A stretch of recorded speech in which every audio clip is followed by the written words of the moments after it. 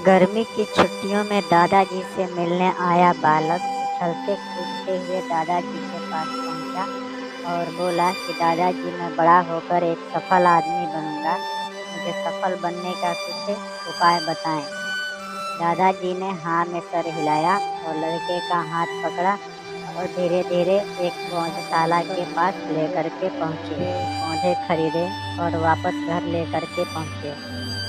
फिर उन्होंने क्या किया कि एक पौधे को घर के बाहर लगा दिया और दूसरे पौधे को गमले में लगा करके घर के अंदर रख दिया और वहां से वापस चले गए।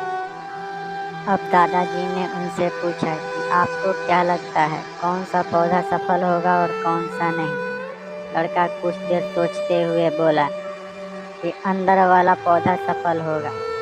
दादाजी ने पूछा क्यों।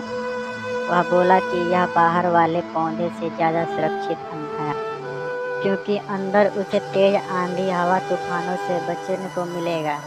तो वह उस दादाजी बोले चलो देखते हैं। और दादाजी अखबार पढ़ने लगे और दोनों पौधे पे वो ज्यादा ध्यान देने लगे। समय बीतता गया, धीरे धीरे पौधे बड़े होने लगे। एक दिन अचानक फिर से वह लड़का अपने माता पिता के साथ घूमने आया और दादाजी को देखते ही बोला, दादाजी, पिछली बार मैंने आपसे सफल होने के कुछ उपाय पूछे थे और आपने मना कर दिया था, लेकिन आज तो आपको बताना ही पड़ेगा कि आदमी सफल कैसे हो सकता है। दादाजी मुस्कुराए और लड़के का हाथ पकड़ करके उस जगह पे ले गए जहाँ पे उन्होंने पेड़ लगाया था।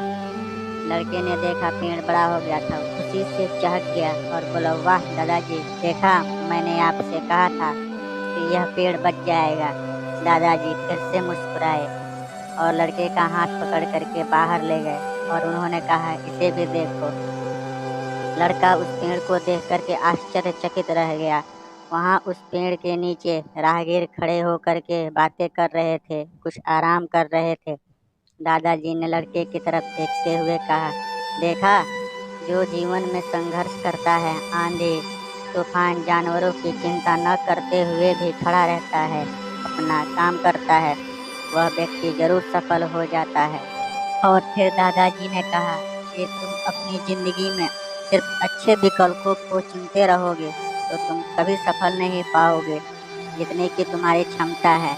और फिर से दादाजी ने कहा कि बेटा, बाहर वाले पेड़ के पास खुला आसमान था, खुली जमीन थी, वो जितना चाहे जड़ फैला सकता है, अपने आप को आकाश तक पहुंचा सकता है। इसी तरह जिंदगी में बेटा, हर किसी को एक, लेकिन तुम तमाम खतरों के बावजूद इस दुनिया का सामना करने के लिए खड़े रहते हो तो तुम अपने सभी लक्ष्यों को पा सकते हो।